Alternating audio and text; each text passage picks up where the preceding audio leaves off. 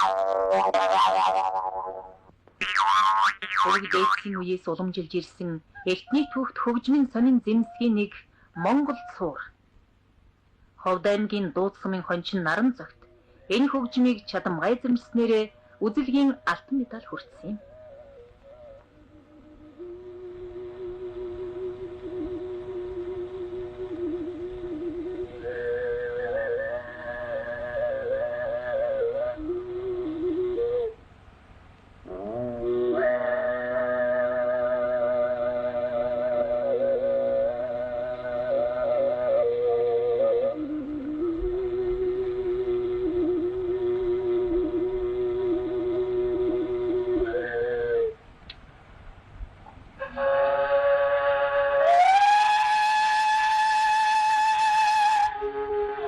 Ятгар урлагийн үзэлгийн хүндэт зочин, Баян Улгийн аймгийн хөгжим драмын театрын хөгжимчин, Улсын гавьяа жүжигчин Кавике, дунд сургуулийн сурагч өөрийн шав Сакинтайгаа мөнгөн медальтан болцгоолоо.